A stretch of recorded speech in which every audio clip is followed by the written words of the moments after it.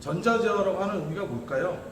결국은 기계적인 여러 가지 뭐 케이블, 링크, 뭐 여러 가지 뭐 운전자의 액셀레이터 페달 이런 식의 신호를 통해서 그런 식의 조작을 통해서 연료량을 선정하는 것이 아니라 여러 가지 환경, 뭐 흡입돼서 들어오는 공기의 온도 또는 공기의 량, 그 다음에 현재 엔진의 위치가 어디냐, 캠축이나 크랭크축 위치를 통해서 각 실린더 안에 들어가 있는 피스톤의 행정이 지금의 1번 실린더가 압축이냐 3번 실린더가 압축이냐 또는 1번 실린더가 압축 상사점이면은 나머지 2, 3, 4 실린더는 어떤 위치일까와 같은 내용들을 찾아낼 수 있는 위치 센서들이 있겠죠. 그런 위치 센서와 공기량을 검출해주는 센서 이 두 가지를 기본으로 해가지고 그런 모든 신호들은 어디로 들어오죠? 다 컴퓨터로 들어오겠죠. 컴퓨터가 그러한 중요한 신호들을 입력을 받아서 연산, 미리 프로그램 되어져 있는 0과 1의 디지털 신호를 입력을 해가지고 그 신호를 기반으로 해가지고 지금은 이 정도의 공기량으로 공기의 온도로 크랭크 축이 몇 번 정도 그걸 결국은 다른 말로 실린더가 몇 번의 연료를 공급을 해야 되는지를 확인이 되는 거죠. 그렇게 확인이 된 상태에서 정확하게 컴퓨터는 명령을 내려서 명령을 내리는 게 다른 거 아니에요. 전기를 접지 제어를 해주는 거예요. 전기는 접지 마이너스로 들어와야지 흐르는 거고 실제로 흐르는 거고 그 전기가 흐른다는 얘기는 결국은 무엇인가 에너지 일을 시키겠죠. 그게 그런 장치들을 갖다 우리는 액추에이터라는 용어를 쓸 수 있어요. 그럼 전자제어 연료 장치에서 가장 중요한 게 뭐냐? 그런 입력 신호, 센서. 좁게 좀 본다 그러면은요, 그러한 센서들의 신호가 컴퓨터는 누구한테 전기를 온, 오프를 통해서 작동시킬 수 있는 액추에이터. 그 대표적인 액추에이터가 인젝터라는 거예요. 인젝터는 다른 말로 솔레노이드 코일이라고 얘기하고요. 솔레노이드 코일은 여러분이 아는 것처럼 전자석이에요. 전기를 흐르게 했을 때에는 코일이 자화돼서 전자석 역할을 할 수 있게 하고 그 전자석의 힘으로 금속성 물체를 잡아 당기겠죠. 연료가 대기하고 있는 밸브를 플런저나 니들 밸브 부분을 자화가 됨으로써 자석의 힘으로 끌어올리는 거예요. 평상시에는 스프링의 힘으로 눌러서 막고 있는 거고요. 디테일한 이론은 아니죠. 저랑 같이 편안하게 보면서 거기에 잠깐 제가 이제 살을 최소한 이 정도는 여러분들이 실습을 하더라도 알아야 되는 부분에 대해서 제가 말씀을 드리는 거고요. 그럼 세 가지죠. 연료를 아무 때나 쏘나 정확한 실린더에 물론 모델에 따라서는 연료를 쏘는 방법도 좀 나눠져요. 이제 그런 부분들을 제가 간단히 설명 말씀을 드리고 그리고 실차량에서 이런 장치들이 그런 역할을 하는 거고 이런 장치들은 어떻게 우리가 점검을 하거나 또는 나중에 여러분들이 교환 작업을 하는지 제가 오늘 첫 시간에는 간단히 설명 말씀을 드리고요. 2교시, 3교시에서는 제가 NCS라고 하는 그런 수업을 통해서 연료장치에 대한 설명한 부분들이 있어요. 그래서 그 부분으로 이어서 우리가 최소한 미리 온라인 수업을 통해서 연료장치에 대한 기호는 잡자라는 게 바로 이번 주제의 수업 목표입니다. 그럼 이쪽으로 한번 봐줄게요. 이거 굉장히 필기시험 문제 하나 좀 넓게 떼어주세요. 저도 나오고 여기도 다 나오면 돼요. 굳이 가까이 대실 필요 없으세요. 어차피 우리 공부하시는 분들은 확대해서 보면 다 보이세요. 기본적으로 필요한 부분은 필기시험에서 매우 중요합니다.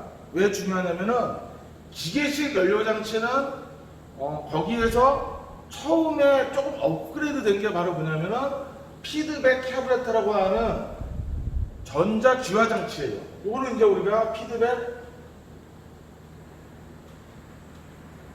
캐브레터라고 하는 완전한 기계식에서 뭐만 전자석 몇 개를 썼어요. 시험 문제상으로 봤을 때는 전자석 1개 내지 2개 내지 3개의 필요한 요소에 따라서 전자석 밸브를 연료가 통하는 통로에다가 전자석 밸브를 딱 장착해서 막아놓고 있는 거죠. 그래서 컴퓨터가 전기를 주게 되게 되면 전자석이 되겠죠. 그럼 전자석 힘으로 밸브를 끌어올려요. 그럼 연료가 공급이 되는 방식이에요. 전기를 주면 ON이죠.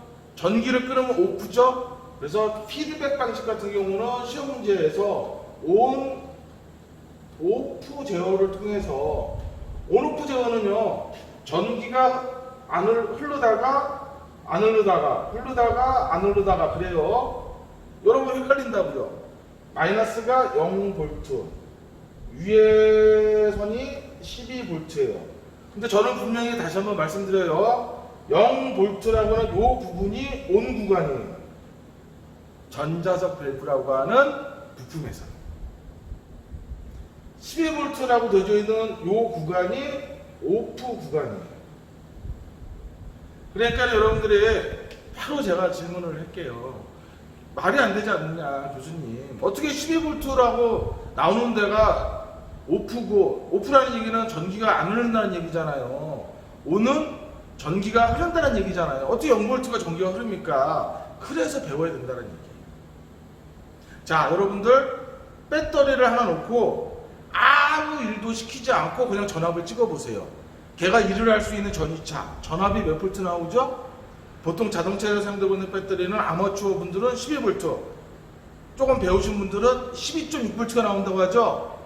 그 배터리는 현재 일을 하고 있는 거예요? 안 하고 있는 거예요? 안 하고 있는 거예요. 그럼 일을 하면은요, 전기 일을 하면은 12V가 유지가 돼요? 강화가 되겠죠? 그래서 호일류에서는 기본적으로, 호일류에서는 0V 영역을 갖다 우리는 전기가 실제로 접지가 돼서 작동을 해서 강화를 다 시켜버린 거예요. 그래서 작동하는 구간이다라는 의미에서 온 구간을 0V로 보는 거예요. 오프 구간은요, 일을 안 했잖아요. 12V 배터리 그대로잖아요. 그래서 오프 구간이라고 하는 거예요. 코일류, 전자석류, 솔레로이드류 다 마찬가지. 근데 온과 오프가 반복되죠. 이렇게 온과 오프가 계속 일정하게 반복돼요. 그 중에서 온 구간이 전체를 뭐라고 그래요? 여기 전체를 1사이클이라고 표현하는 거예요. 1사이클. 그 중에서 온된 구간이 몇 프로냐, 오프된 구간이 몇 프로냐. 실제로 전기에서는 작동하는 구간이 중요하기 때문에 보통 0V, 요거를 우리가 마이너스 값이라고 얘기하는 거고, 아래니까 위에는 플러스 값이라고 얘기하는 거예요. 그러면은 하나의 사이클 중에서 온 구간이 차지하는 퍼센테이지를 나타내는 단위가 뭐냐? 요거는 듀티라고 얘기하는 거죠. 퍼센테이지를 나타내요. 예를 들어서 한 사이클이 1세크였다, 1초였다. 근데 예를 들어가지고 온 구간 되는 시간이 0.6세크다. 그러면은 온 구간의 듀티율은 몇 프로냐? 당연히 퍼센테이지니까 60%죠, 60%. 그래서 듀티는 퍼센테이지로 나타내는 겁니다. 퍼센테이지. 무슨 뜻인지 아시겠죠? 자, 사이클 중에서 몇 프로를 차지하느냐. 그리고 얘는 잘 보게 되게 되면은 교류 형태가 아니라 온오프 스타일, 0과 1과 같은 디지털 신호로 나오죠. 이런 시그널을 갖다 우리는 펄스라는 또 명칭을 씁니다. 그래서 FBC 타입에서는 전자석 밸브가 사용이 된다. 온오프 제어를 통해서 연료 공급량을 조절해 주더라. 컴퓨터가 그때 나오는 신호가 듀티 또는 요거를 펄스 제어를 한다라고 얘기해요. 근데 걔네들은 효과가 떨어져요. 효과가 떨어집니다. 나중에 또 우리가 대면 수업을 할 때 좀 더 디테일하게 좀 말씀을 드리도록 하고요. 처음에는 대부분이 FBC 방식으로 조금 업로드가 돼서 사용이 되다가 GM 계열 같은 경우는 SPI라고 하는 타입으로, 또는 기아 자동차 같은 경우는 아예 도입 자체를 TBI 타입으로, TBI는 뭐냐면은 스로틀 바디 인젝터 또는 연료를 쏜다 인젝션 또는 싱글 포인트 인젝션 또는 인젝터예요. 여기 나와져 있는 I라고 하는 것 자체가 공통적으로 계열은 좀 틀리지만은 FBC보다는 약간 좀 업그레이드 됐어요. 실제로 지금 사용되고 있는 인젝터 계열이 사용이 되고 있는 거예요. 여기 나와져 있는 이 인젝터가 얘를 얘기하는 거죠. 솔레노이드 밸브예요. 그래서 코일의 자화 시간, 코일의 자화 시간이 뭐예요? 자, 코일의 자화 시간. 자화라는 거는 자석화된다는 얘기죠. 꼭 중요한 용어예요. 이 정도는 여러분이 우리가 뭐 엔진에서 부품 교환하고 이것만 하면 안 되는 거예요. 대학에서 배우는 거는 최소한의 용어, 최소한이 진짜 많이 못해요. 여러분들도 어려워하고 또 시간도 많이 걸리기 때문에 최소한의 기본적인 용어는 계속 쓸 수가 있기 때문에 아셔야 되는 거예요. 자화되는 거, 자석화되는 거죠. 당연히 코일이죠. 철천에다가 코일을 막 감았기 때문에 여기다가 전기를 주게 되게 되면은 극성이 발생이 되고 그 극성은 땡기는 힘이 전자석화 되는 거예요. 그래서 솔레노이드 코일을 예를 얘기하는 거고, 뭐 마그네틱이라고 하는 경우도 있겠죠. 그 다음에 얘네들이 전기가 흐르는 시간, 코일의 자화 시간 또는 니꼬로 통전 시간이라고 얘기해요. 통전, 전기가 통하다는 뜻이에요. 그쵸? 전기가 통한다는 얘기는 0볼트를 나타내는 단위죠. 전기를 써서 없앤 거죠, 지금. 일을 하고 있으니까. 그때 동안은 열려져 있으니까는 결국은 코일의 자화 시간, 통전 시간은 다른 말로는 연료의 분사 시간이 되는 거예요. 누가 조절하겠습니까? 컴퓨터가 조절하죠. 컴퓨터가 누구의 신호를 받아야 되느냐? 이 FBC 타입에서도 TDI, SPI 타입에서도 컴퓨터는 이미 사용이 됐어요. 일부 센서들은 사용이 됐어요. 뭐 예를 들어서 산소 센서 또는 스로틀 포지션 센서 이런 센서들은 사용이 됐습니다. 그러나 여러분이 아셔야 되는 거는 완벽한 초기 버전에서 계열사에 따라서 TBI나 SPI, TBI 스로틀 바디의 인젝터가 하나 또는 두 개밖에 없는 거예요. 실린더는 4개인데 인젝터는 하나 또는 두 개가 스로틀 바디 있고 스로틀 밸브 전에서 필요한 1번이다. 거기서 쏘고 3번이다. 똑같은 위치에서 쏘고 4번이다. 거기서 쏘는 거예요. 그럼 스로틀 바디에서부터 흡기 다기관을 거쳐서 흡비 밸브를 거쳐서 필요한 실린더 안으로 들어가야 되죠? 중간에 낭비되는 연료가 너무 많았어요. SPI 거의 같은 말이에요. 싱글 인젝터가 두 개가 세트로 되어 있는 거예요. 그래서 싱글이라고 얘기하는 겁니다. 실린더는 여러 개인데 연료를 공급하는 세트는 하나예요. 싱글 포인트, 싱글 포지션이라고 얘기하는 거예요. 명칭이 다른 거죠. 어느 계열사냐에 따라서. 근데 얘네들이 다 90년도 초반에 뭐로 바뀌느냐? 이걸로 바뀐 거예요. MPI, 멀티 포지션.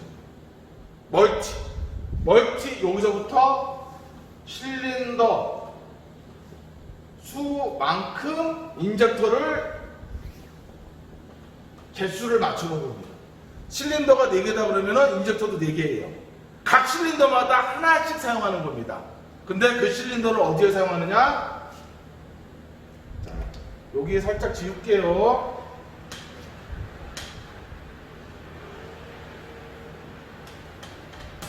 자, 처음에 SPI 전까지는요. 자, 스로틀 바드가 있고 요 안에 스로틀 밸브가 있겠죠. 그리고 흡기 단위가 나눠지겠죠. 이렇게. 그리고 여기에 각 실린더가 있겠죠. 이렇게. 그래서 1, 2, 3, 4 실린더가 있는데 연료를 쏘는 장치를 어디다 뒀냐면은 스로틀 바디에 또는 스로틀 밸브 전에. 그래서 여기다가 인젝터를 하나 또는 2개를 장착을 해놓고 여기서 쏘는 방식이었었다. 여기서 연료가 1번 실린더다 그러면 1번 흡기다 그러면 일로 들어가야 되겠죠. 요 사이에서 로스되는 연료가 굉장히 많았다는 얘기. 또 액체에서 기체로 되면서 기화가 되면서 그때 발생하는 게 HC, 탄화수소 그런 것들이 많이 발생이 되다 보니까는 효과가 떨어졌죠. 이 모델들이 결국 뭐로 바뀌었어요? MPI로 바뀐 거예요. MPI는 어떤 타입이세요? 이렇게 뭐 똑같은 스로틀 바드를 가지고 있고 스로틀 밸브 가지고 있고 똑같이 흡기 단위를 가지고 있습니다. 이렇게 실린더 똑같이 들어가고 똑같이 1, 2, 3, 4예요. 근데 인젝터를 어디다 뒀다? 여기다 뒀어요. 이렇게 분배 파이프, 딜리버리 파이프를 두고 여기다가 각각 인젝터를 하나씩 달아놓은 거예요. 이렇게 멀티, 다중이라는 뜻이죠. 그래서 모든 메이커사가 90년대 초반 이후로 다 이걸로 넘어가는 거예요. 주로 많이 배우신 게 이거예요. 근데 얘네들은 각 실린더마다 인젝터가 있으니까 시동이나 가속 시등에서는 동시에 쏘거나 순차적으로 또는 필요한 실린더별로 1번 순서대로 3번, 4번, 2번 쏘거나 또는 전 행정 전에 2개씩 쏴버려요. 동시에. 그래서 요 타입부터는 인젝터가 연료를 분사하는 방식이 크게 3가지다. 동시 분사. 모두 다 한꺼번에 쏘는 거죠. 그 다음에 그룹 분사. 예를 들어서 134이죠. 그래서 4번이면은 4번이 흡입하기 전에 13이 동시에 쏜다거나 한 단계 전에 2개씩 쏴버리는 거예요. 그룹 분사라고 하는 거예요. 그룹 분사. 그 다음에 정확한 실린더 순서대로 요거는 순차 분사, 순서대로 쏜다 또는 독립 분사. 그리고 얘는 이 동시 분사만큼은 비동기 분사를 한다고 해요. 비동기.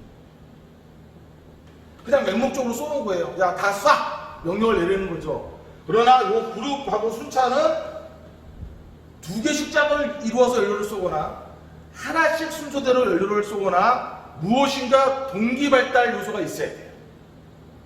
시그널 신호가 있어야 된다는 얘기. 그룹이나 순서대로 쏠 수 있게 동기화를 시켜주는 센서가 있어야 된다는 얘기예요. 바로 그 센서가 요거예요.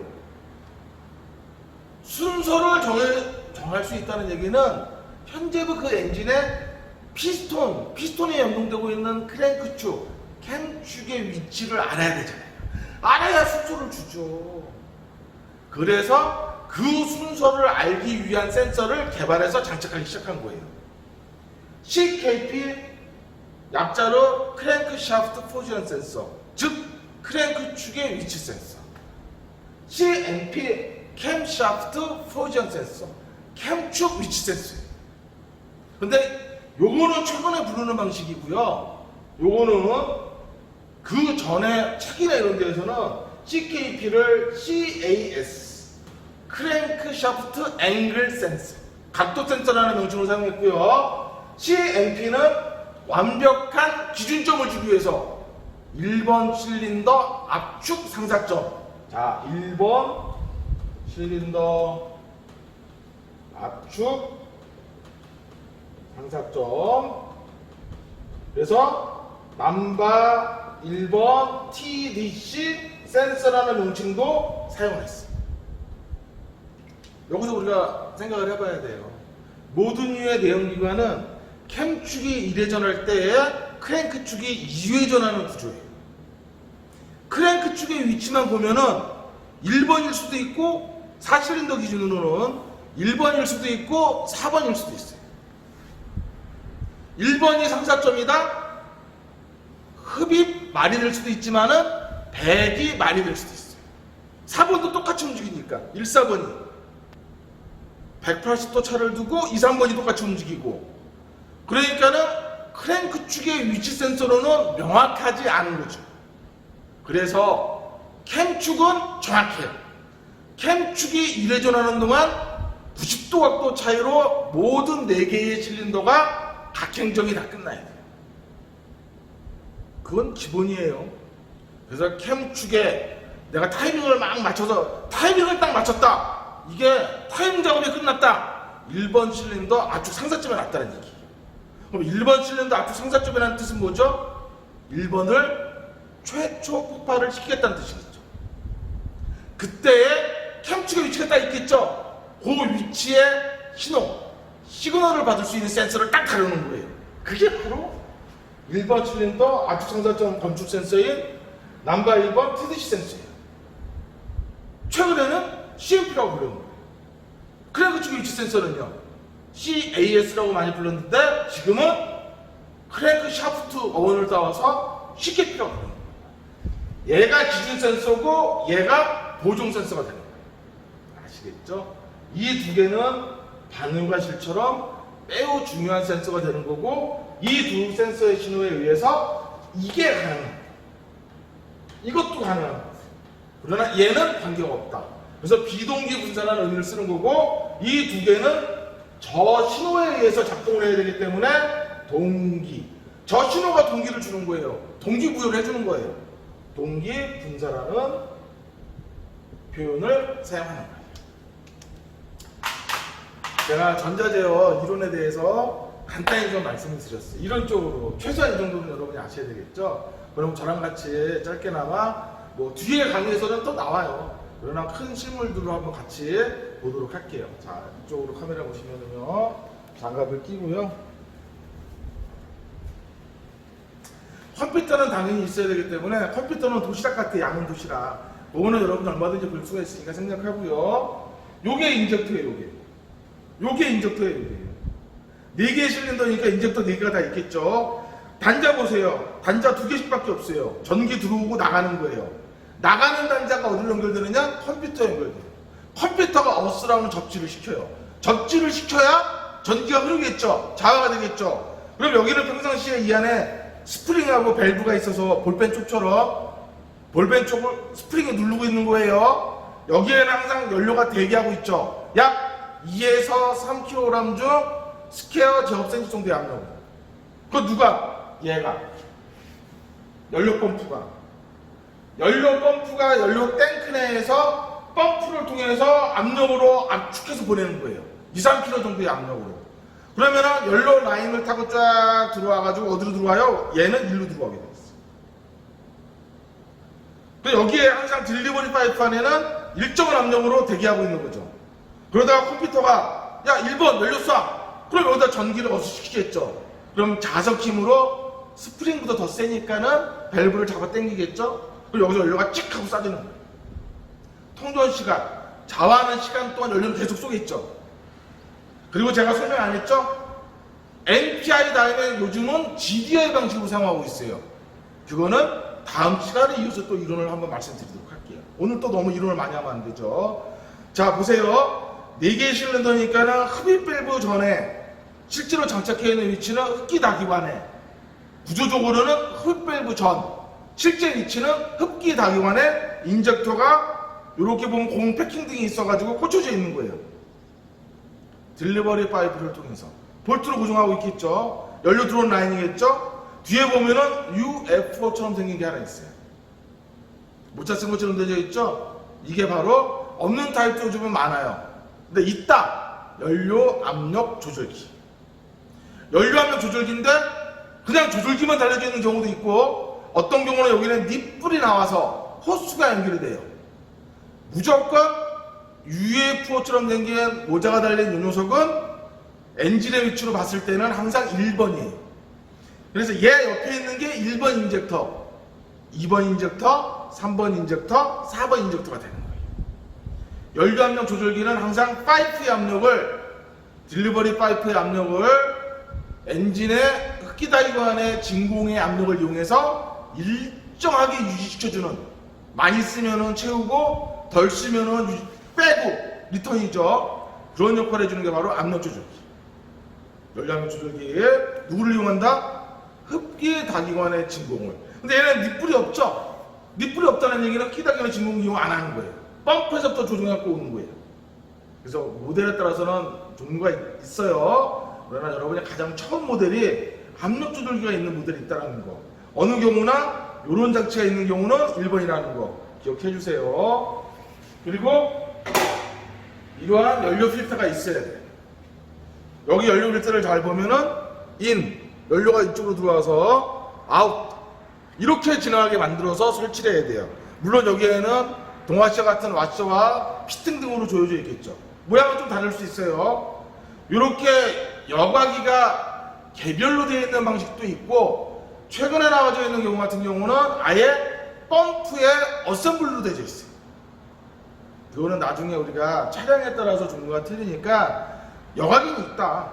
근데 밖에 독립적으로 있는 경우도 있고, 연료 펌프에 붙어 있는 경우, 상단에 붙어 있는 경우도 있고, 그 정도 종류가 있다. 좀 체크해 주시고요. 그리고 당연히 연료 펌프가 있어야 되겠죠. 연료 펌프. 연료 펌프를 잘 보면은 연료가 찬 양에 따라서 이렇게 뜨개가 떠요. 이렇게 요 뜨개 유량 게이지. 그 다음에 서미스터. 연료량이 많으면 많을수록 냉각 효과가 좋고, 연료가 적으면 적을수록 냉각 효과가 떨어져요. 그래서 처음에 우리가 유전계이라고 엠프티 등, 경고등 같은 경우 들어왔다가 사라지죠. 들어왔다가 사라지죠.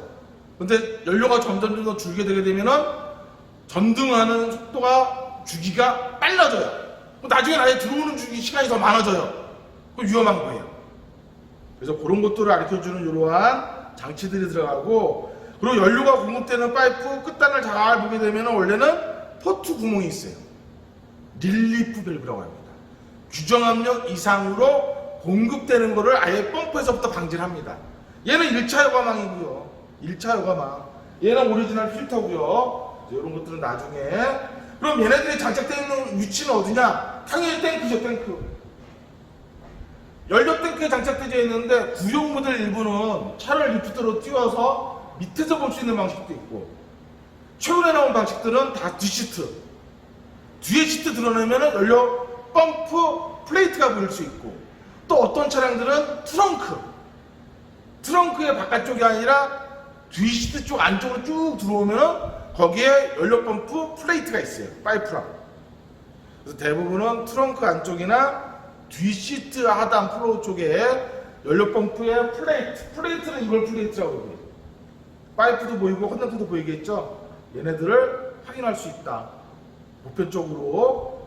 자, 이쪽에 와서 한번 볼게요. 이쪽부터, 여기서부터 한번 볼게요. 여기 잘 안 보이니까. 자, 작업등을 한번 보여드릴게요. 자, 이쪽으로 와보세요.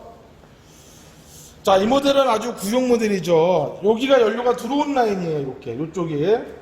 요렇게 연료가 들어와가지고 쭉 딜리버리 파이프, 위에서 좀 때려주세요. 딜리버리 파이프, 너무 가까이 안 해도 돼요. 일로 연료가 들어오는 거예요. 이렇게 들어와서, 여기 보니까 UF처럼 생긴 녀석이 있죠? 요게 호수가 있네요. 구형이니까. 흡기다기원하고 연결, 서지 탱크랑. 그래서 서지 탱크 흡기다기원의 진공의 영향을 받아서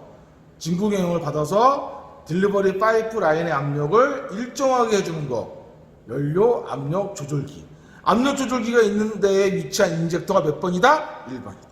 이쪽이 앞이잖아요. 그래서 1번이다. 그 다음에 순서대로 1, 2, 3, 4. 그 다음에 쭉 따라가면은 연료가 들어오는 쪽을 쭉 따라가다 보면은 아까 보여드렸던 필터가 있겠죠. 그럼 실차량으로 한번 가볼까요? 자, 실차량도 저쪽에서 한번 카메라를 비춰주면은요, 마찬가지죠. 여기에 요게 연료압력 조절기 쪽이죠. 위치가. 근데 이 모델은 뭐냐면은요, 들어오고 나가는 파이프라인은 이쪽에 있어요. 그러니까 우리가 기존에 알던 모델하고는 약간 차이가 나는 거예요, 기본적으로. 그러니까는 얘 마찬가지잖아요. 이렇게 UF처럼 생긴 녀석이 흡기다기관이 여기 장착되어 있죠. 그럼 몇 번 쪽이라고 그랬어요? 1번이죠. 당연히 요 위치를 중심으로 1번 앞쪽이니까, 그다음 2번, 3번, 4번 인젝터. 단품을 놓더라도 여러분이 구별할 수 있어야 된다는 얘기예요. 그래서 우리가 실제로 여러분들이 저랑 같이 대면 수업을 해서 실습을 할 때, 또는 국가기술 시험 문제로 봤을 때에는 인젝터 교환, 그렇죠? 근데 산업기사 이상으로 넘어가면은 이제 인젝터 파형, 우리가 오실로스코프 등과 같은 장비를 이용해서 파형 측정을 한다. 또 기능사 같은 경우에서 연료 펌프 교환. 근데 펌프를 실제로 탈거하는 경우도 있지만 연료가 있는 경우는 위험할 수 있기 때문에 연료가 빠진 상태에서 펌프만 이렇게 드러내서 보여주는 그런 경우 문제가 있고요. 그 다음에 필기시험 문제에서는 이 전자제어 부분에 제가 쭉 설명드렸던 내용들에 조금 더 살이 들어가야 되지만, 그런 내용들이 매회 시험마다 한두 문제씩은 꼭 잘 나오는 중요한 이런 포인트가 됩니다.